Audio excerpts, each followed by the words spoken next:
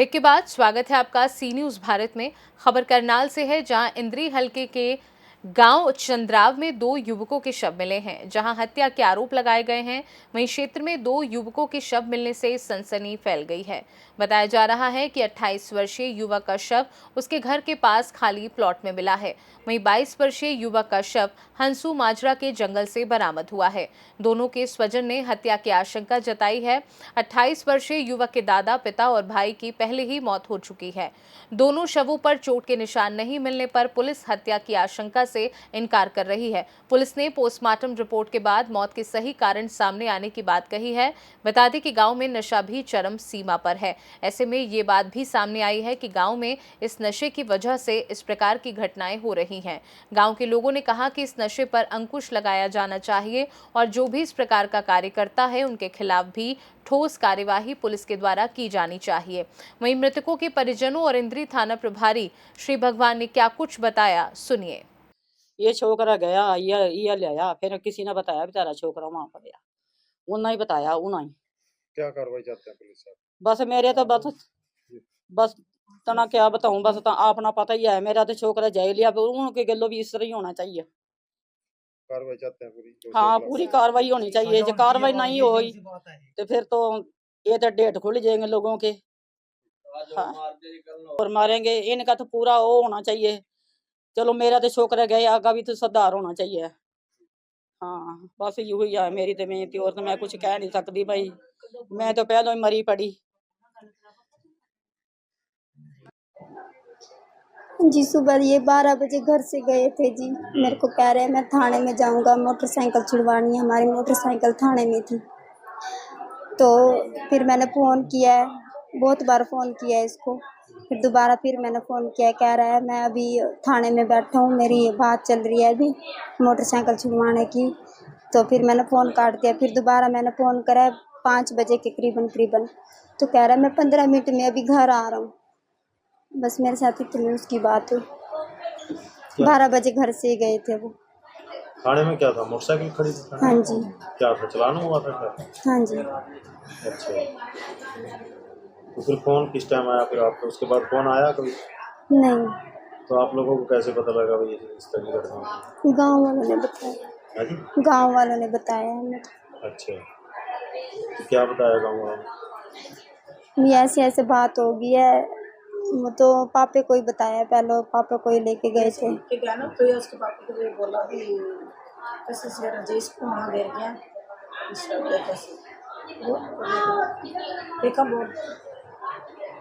देखा किसी पे शक है आपको? उसके यार थे, हाँ जी? उसके यार थे वहीं, जो दोस्त थे वहीं घेर के गए हैं उसको। देखने वालों ने देखा भी है, बता भी रहे हैं। एक रवि था, एक काला था, जो उसको घेर के गए हैं। उसके मुंह पे परना भी घेर रखा था, वहीं पे बाहर घेर के चले गए हैं उसको। तो वह जो उसके साथी थे वो गाँव के ही रहने वाले हैं? हाँ, तो पहले भी इस तरह से जाता था क्या उनके साथ? पहले भी कभी गया था उनके साथ? पहले घर से ही ले जाते थे, कभी बुला जाते थे। काम ही ऐसा था उसका, बाहर ही रहता था वो। काम करते हैं? रेता उठाते ना का काम करता है, ड्राइवरी करता है ना। ट्रैक्टर था उसका। अच्छा, जो दूसरे उसके साथी हैं वो भी ट्रैक्टर वगैरह चलाते हैं? क्या करते हैं? रेत का काम कुछ नहीं करते वो? नहीं, तो क्या लगता है आपको कि नशा नुशा भी कर रखे था क्या उन लोगों ने, उसके जो साथी थे? हाँ पता नहीं जी, अब हमें उनका क्या पता जी। हम तो यहीं पे बैठे थे, हमें तो यही खबर मिली।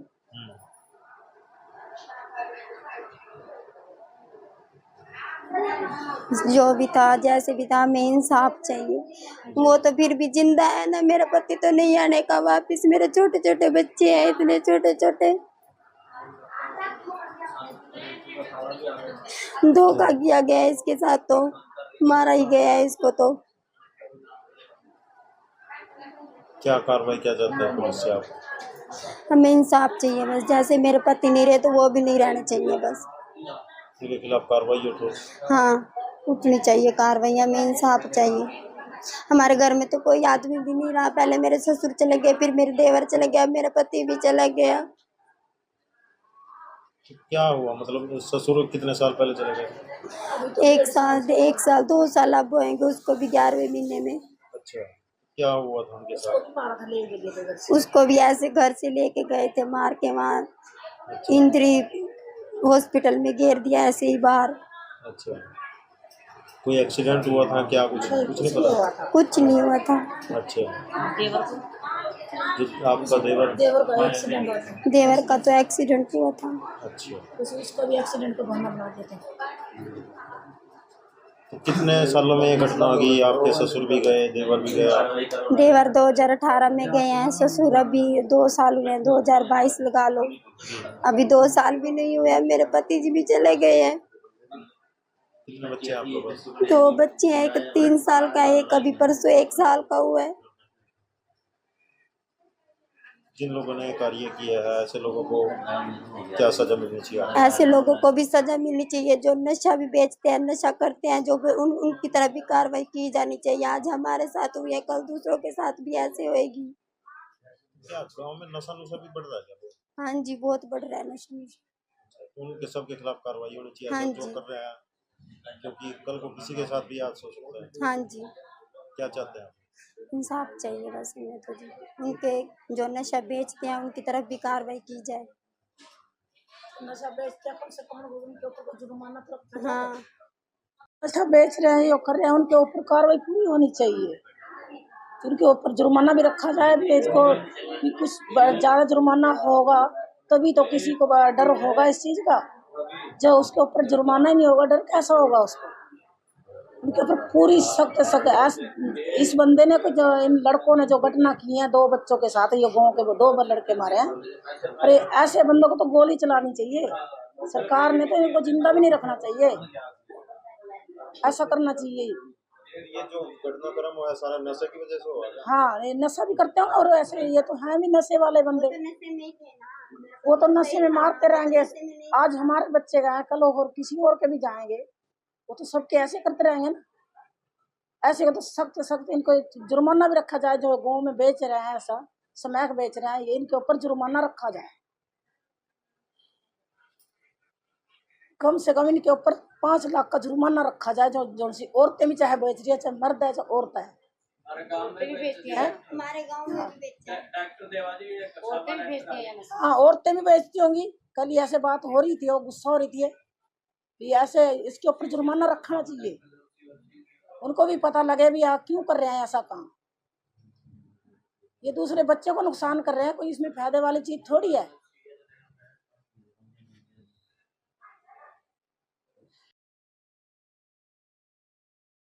परसों रात्रि को हमारे को सूचना मिली कि किसी लड़के की हत्या कर दी गई है। उसी सूचना पर हम वहां पहुंचे तो दौराने पूछताछ और पोस्टमार्टम रिपोर्ट के आधार पर हमें पता चला कि ये 3-4 लड़के थे जो आपस में नशा करते थे। इनकी जमीन है वहाँ यूपी में गांव की, और वहीं से दिहाड़ी मजदूरी पे जाते और वहीं से पी के आए थे। उसके बाद में ये लड़का घर पे आ गया था करीब 3-4 बजे के बीच में। वो लड़के भी इनको छोड़ के चले गए थे। वहां पर इनकी दादी है बेबो, उनसे बता कर आए थे ये लड़के जो साथ थे वे, और उनसे पानी भी लेकर के उनको पानी भी पिया है वहां पर। और उसके बाद में जो उस लड़के का मृतक का मोबाइल था वो भी उसको दे के आए हैं। उसके बाद में वो लड़का वहां चारपाई पर लेट गया। करीब 5-5:30 बजे के करीब परिवार वालों ने आकर के उनको देखा तो वो लड़का मृतक पाया गया, और 6:30 पौनी 7 के बीच में हमारे को सूचना मिली, जिसी आधार पर हम वहां मौके पे गए थे। लेकिन परिजन है, उन्होंने तो हत्या का आरोप लगाया नहीं, अभी तक प्रथम दृष्टया हमने जो लड़कों के आरोप लगाए उनको भी डिटेन किया था, उनसे भी पूछताछ किया गया है और पोस्टमार्टम भी हमने कराया है कि लड़के के शरीर पे कोई भी चोट नहीं है।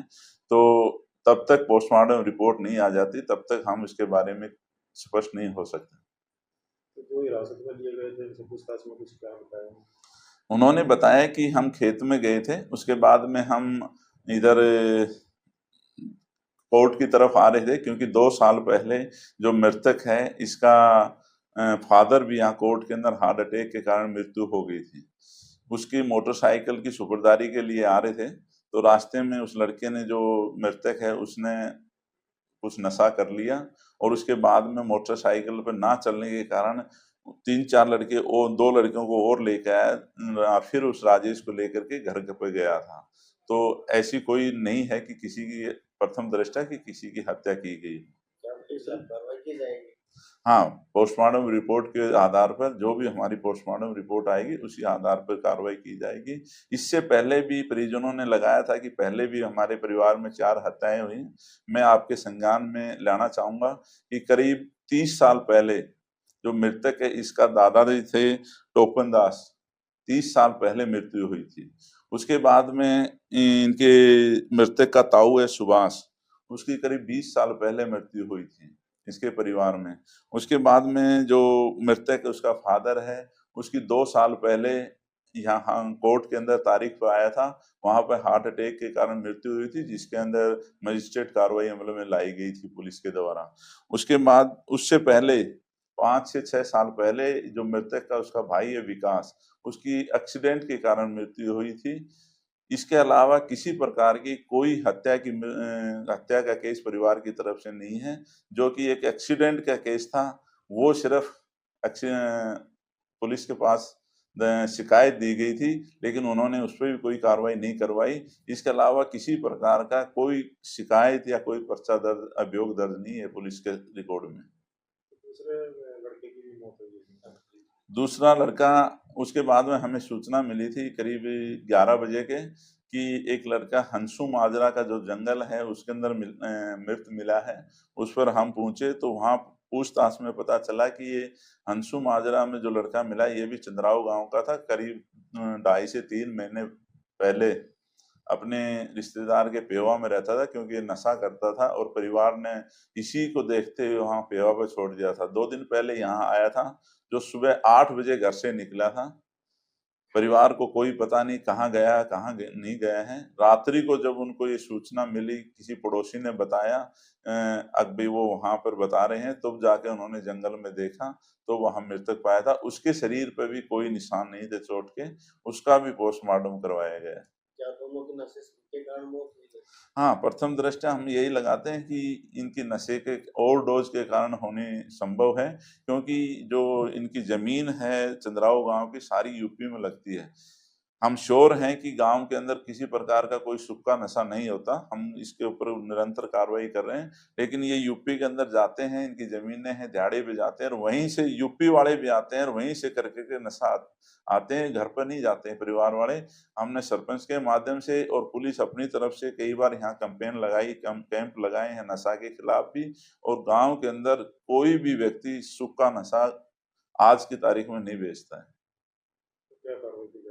दोनों को पोस्टमार्टम करा दिया। पोस्टमार्टम रिपोर्ट आने के बाद जैसी ही पोस्टमार्टम रिपोर्ट आएगी कार्रवाई की जाएगी। तरीके से गांव में ज्यादातर नशा, बहुत ज्यादा नशा फैला हुआ है। हाँ, मेरे संज्ञान में आया है कि काफी पहले से, क्योंकि चंद्राव गांव में ही अपनी वहाँ दारू की फैक्ट्री है, पहले दारू देसी बनती थी और वहाँ पर इस गांव के अड़ोस पड़ोस के गांव के लोग जाते थे, वहाँ जो काम करते थे वहाँ पी के आते थे, आदतन हो गए थे। उसके बाद में गांव में धीरे धीरे नशा फैलता गया।